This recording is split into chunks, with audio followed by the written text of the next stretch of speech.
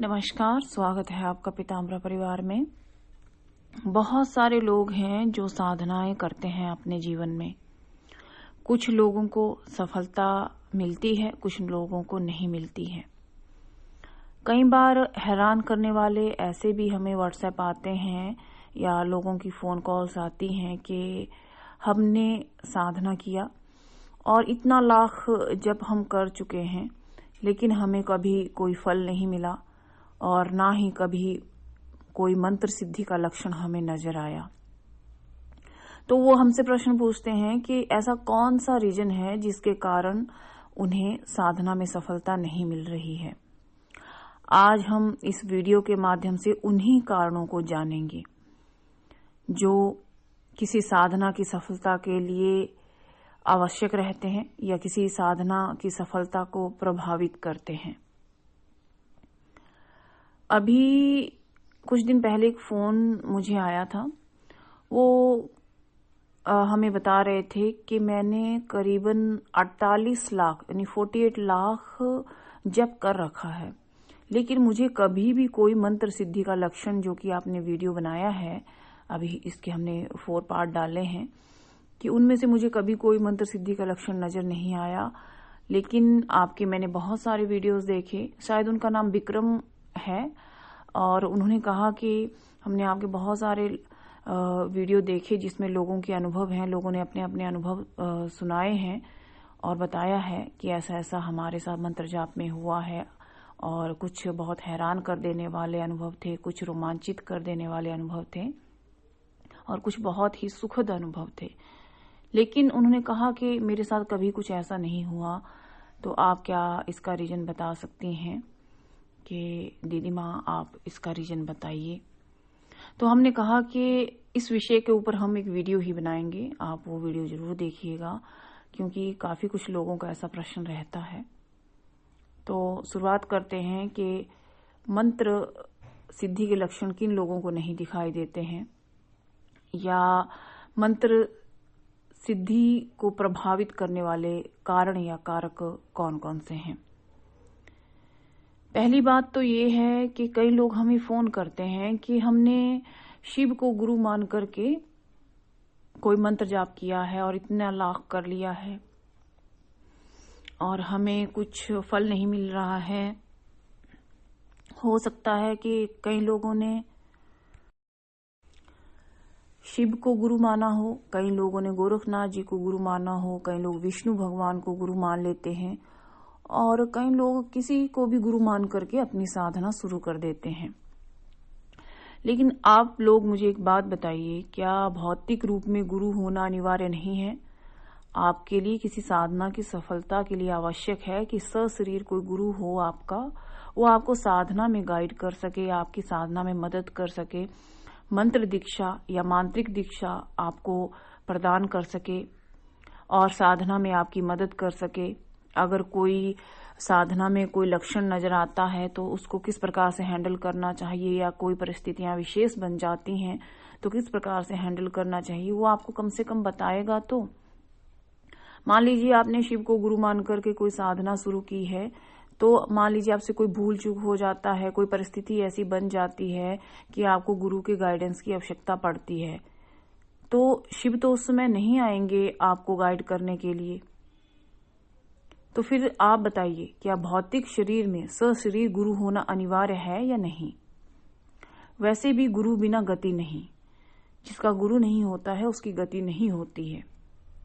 दूसरी बात यह है कि गुरु, चाहे आप देखिए पीताम्बरा परिवार में गुरु धारण कीजिए या कहीं और आप गुरु धारण कीजिए, वो कोई बात नहीं, लेकिन आपको एक अच्छा गुरु जरूर बनाना चाहिए और गुरु को उचित गुरु दक्षिणा भी प्रदान करनी चाहिए। नहीं तो फिर आपको मंत्र जप का फल नहीं मिलता है, आपके गुरु को ही पूर्ण फल मिलता है। इसलिए निर्धारित राशि आपको प्रदान करनी ही चाहिए अपनी सामर्थ्य अनुसार। एक चीज। दूसरा, मान लीजिए आपने दीक्षा भी लिया है लेकिन साधना में सफलता नहीं लग रही है, तो आप अभिमंत्रित संस्कारित सामग्री का उपयोग करो, क्योंकि कुछ हजार जप तो आपका मात्र किसी माला, आसन, यंत्र को सिद्ध होने में ही चला जाता है। तो आपको फल कहाँ से मिलेगा। और सबसे महत्वपूर्ण कारक कि जब आप महत्वपूर्ण जाप कर रहे हैं लेकिन उसको उतना महत्व नहीं दे रहे हैं, महत्वपूर्ण जाप तो कर रहे हैं, मान लीजिए आप गायत्री जाप कर रहे हैं, महामृत्युंजय जप कर रहे हैं, 10 महाविद्या जप कर रहे हैं, लेकिन आप उसको उतना महत्व नहीं दे रहे हैं।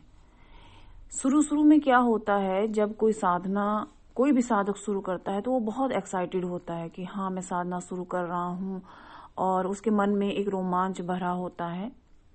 लेकिन देखा गया है कि जितना रोमांच उसके मन में होता है, कई बार साधना करते करते वो रोमांच खत्म हो जाता है। मतलब शुरू में तो हर चीज सबको अच्छी लगती है, लेकिन बाद में धीरे धीरे वो रोमांच खत्म होता चला जाता है और वो मंत्र को उतना महत्व नहीं दे पाते हैं। एक और रीजन है कि जब आप मंत्र जाप साधना करते हैं तो आप एकाग्र नहीं हो पाते हैं, और आप जब मंत्र जाप करते हैं तो आपके मन में आलतू फालतू विचार चलते हैं कि मुझे ऑफिस जाना है, खाना बनाना है, बच्चे रो रहे हैं, घर की सफाई करनी है, दोस्त से मिलना है, या बहुत सारे अपने अपने रीजन रहते हैं। किसी को मैंने पैसा उधार दिया है, ये करना है, वो करना है, इस तरह से कई सारे रीजन आपके रहते हैं। और एक और बात है जो सत्य है, आप जानेंगे ये चीज कि जब आप मंत्र जाप करने बैठेंगे स्पेशली, और जब आप ध्यान करने बैठेंगे उस समय आपको वो काम याद आएंगे जो आप भूल चुके होते हैं, और वो बातें आपको रिमाइंड होना शुरू हो जाएंगी। कुछ बातें तो रिवर्स होना शुरू हो जाती हैं जिनको आप भूल चुके हैं। जो काम आपने पिछले हफ्ते करना था वो आज आपको याद आ रहा है जब आप मंत्र जाप में या ध्यान में बैठे हुए हैं। आपका मन एकदम चेंज हो जाता है कि अरे मुझे तो वो काम करना है, मैं यहाँ क्या कर रहा हूँ, देर हो गई है, इतना लेट हो गया है, इस तरह से विचार आते हैं। तो उस मंत्र जाप का भी क्या फायदा।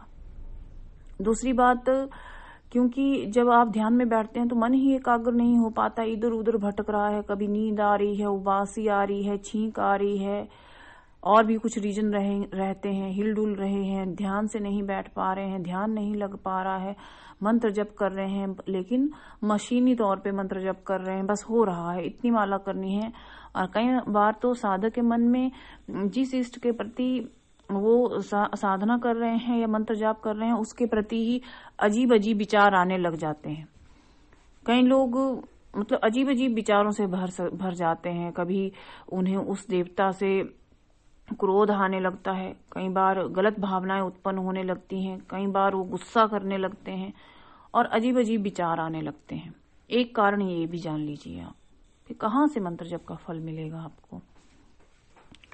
और ये भी देखा गया है कि साधना के सफलता में आपके कर्म भी बहुत ही सहायक हैं। यदि आप दिन भर झूठ बोलते हैं, व्यंग करते हैं, किसी का दिल दुखाते हैं, चोरी ठगी इस तरह से कार्य करते हैं, पर स्त्री गमन करते हैं, या स्त्रियों के बारे में या महिलाओं के बारे में, बच्चियों के बारे में यदि आप गलत सोचते हैं तो फिर कहाँ से आपको जाप का फल मिलेगा। नहीं मिलेगा या बहुत कम मिलेगा। और कई बार ये भी देखा गया है कि मंत्र जाप करने के समय ही केवल आप लोग मंत्र जाप करते हैं, उसके बाद भूल जाते हैं कि बस हमने अपना ड्यूटी पूरा कर दिया, हो गया, दैट टाइम हमको करना था और उस समय हमने वो चीज कर ली है। लेकिन जब आप किसी इष्ट के प्रति समर्पित होते हैं तो आपको वो मंत्र जाप हमेशा करते रहना चाहिए। अपने मन की भावनाओं को आपको दूषित नहीं होने देना है। कई बार ऐसा भी है कि अगर आपका इस जन्म का कर्म भी अगर बुरा है, आप किसी का दिल दुखाते हैं, चोरी ठगी करते हैं, या पर स्त्री गमन या पर पुरुष गमन करते हैं, तो आपको मंत्र जाप का फल नहीं मिलता है।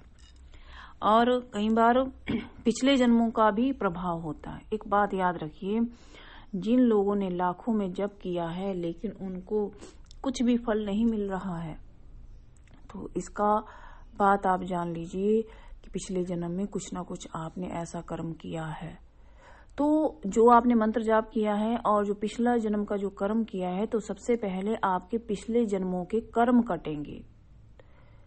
मान लीजिए आपने पहले ही 100 रुपए का उधार कर रखा है, अभी आप 100 रुपए का जाप मात्र कर रहे हैं और आप कह रहे हैं मुझे 100 रुपए नहीं मिल रहे हैं, तो पहले तो वो 100 रुपए जो आपने उधारी कर रखी है वो कटेगा ना पहले तो।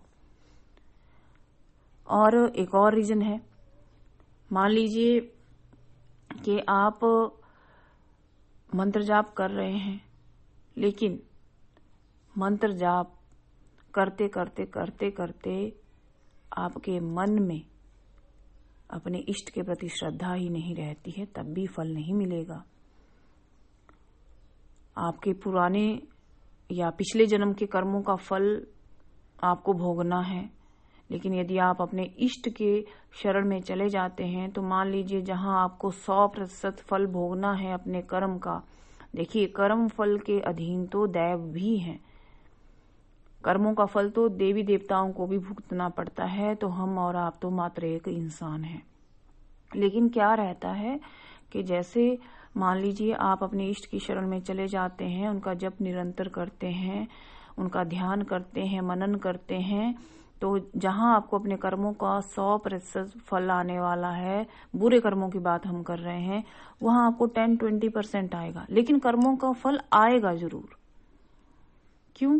क्योंकि आपने वो किया है, लेकिन वो कट जाएगा, पूर्णतः कभी नहीं कटता है, क्योंकि किया है कर्म, फल आएगा। हो सकता है 10% आए, 20% आए। मान लीजिए किसी ए नाम के व्यक्ति ने ऐसा कर्म किया है कि उसकी अनिश्चितकालीन यानी कि अकाल मृत्यु तय है, लेकिन वो भोले बाबा की शरण में, माँ गायत्री की शरण में, माँ बगलामुखी की शरण में या किसी देवी देवता की शरण में चला जाता है, उनकी साधना मंत्र जाप करता है, तो मान लीजिए उसका एक्सीडेंट होना है और एक्सीडेंट में उसकी मृत्यु 100% तय है और अकाल मृत्यु है, तो वो अकाल मृत्यु कट जाएगी।